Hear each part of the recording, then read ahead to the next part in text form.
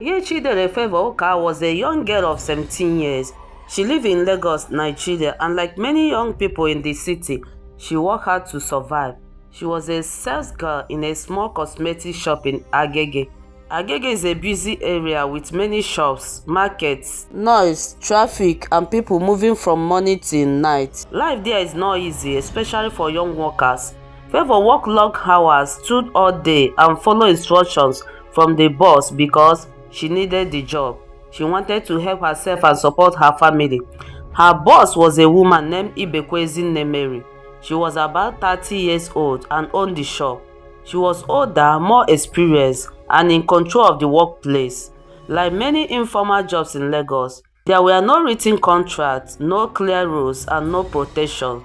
The boss decided everything, the sales girls obeyed. On the day everything changed, January 27, 2026, the day started like any other day. The shop opened. Customers came and went. Later in the evening, around 6:30 p.m., Favour was sent out to get something for the shop. Running errands was part of her daily work.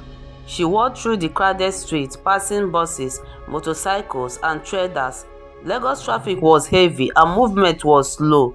When she returned, she was later than expected. The delay was small, but her boss was already stressed and angry. Words were exchanged. Voices became louder. In the heat of the movement, the boss slapped Favour twice. Favour was shocked and hurt. She reacted without thinking and slapped her boss back once. That single moment changed everything. The argument turned into violence. The boss lost control. She grabbed a kitchen knife that was nearby and stabbed Favour in the chest. Blood flowed quickly. Favour collapsed. People around screamed. Some tried to run, some tried to help, some ran outside to call others. Some rushed her to the hospital, hoping she would survive. She did not survive. The wound was too deep. The doctors could not save her. At only 17 years old, Favour lost her life over a small argument that should never have become violent. News reached her family. They were shattered. They described her as a good girl who only wanted to work and live peacefully. Her death spread across social media and news platforms. Many were angry, many were heartbroken. Many asked why such a girl's life had to end this way. The Lagos State Police arrested the boss, Ibekwezi Nemeri. Investigation began. Witnesses gave statements.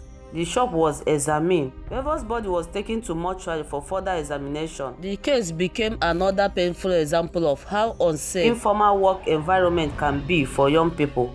While the community was still mourning Favour, another tragic story had already shaken the public. About a girl named Rahama. Rahama was a young student. She was enrolled in school and lived an ordinary life. Like many other students, she attended classes, talked with friends, used her phone and stayed connected with people close to her. There was no public record of trouble around her. She was not known to be involved in dangerous activities. She was simple, living her life. One day, Rahama left her usual environment. At first, nobody thought anything was wrong. Students often move around, they visit friends, they attend activities, they travel short distances. It did not seem unusual. As time passed, concern began to grow. Her phone stopped connecting. Calls went unanswered. Messages were not replied to. Hours passed. Then a full day passed. At that point, people close to her knew something was wrong. This was not normal behavior. Information about her disappearance started to spread. People talked quietly at first, then more loudly. Her name began to appear online. People shared her picture. People asked for help locating her. The hope was that she would be found alive. Later, Rahama was found dead. The discovery ended all hope. It confirmed that a serious crime had taken place. The focus shifted from searching to understand what happened and who was responsible. Reports said that Rahama's body showed signs of severe violence. It was confirmed that her body had been mutilated. Parts of her body were intentionally removed. Reports also stated that her intimate parts were removed. Authorities did not release graphic details. This is normal in a serious cases because the dignity of the victims must be protected and harmful information must not be spread. Investigators focus on facts, not rumors. They examine the body, determine the time of death, and look for any evidence left behind. When body parts are removed in a crime, investigators consider many possibilities. It may be a personal crime. It may be an attempt to destroy evidence. It may involve ritual beliefs. These are investigative directions. At the time, no confirmed motive was officially announced. Investigators traced Rahama's last movement. They checked phone records, con logs, and messages. They spoke with classmates, friends, and anyone who had contact with her before she disappeared. In many cases like this, the victim knows the person involved. Trust is often used to lure victims. Violence does not always begin with force. Sometimes it begins with conversation and false comfort. Attention turned to Rahama's school environment and her daily routine. Investigators examined where she was last seen and who she interacted with. Each small detail mattered. The condition of her body confirmed that her death was deliberate. It was not an accident, it was not natural, it was a planned and violent act. Public frustration grew because of official updates were limited. Social media filled the silence with speculation. Some information was false, some was exaggerated. This made the situation more painful for the family and more confusing for the public. For families, cases like this are unbearable. For communities, they create fear. For students, they raise deep concern about safety. For society, they reveal serious problems. Arrests in such cases do not always happen immediately. Investigators must build strong evidence. Rushing can destroy justice. The goal is not speed but truth. Now, both Favor's story and Rahama's story show how vulnerable young people can be. One was a worker, one was a student. Both were living normal lives. Both became victims of violence. Their deaths were not accidents, they were crimes. These stories highlight the need for better protection, better awareness, faster response to danger, and accountability. Young lives should not be lost this way. Rahama was a student, Favor was a worker. Both were human beings. What happened to them was wrong. Their stories demand investigation, truth, and justice.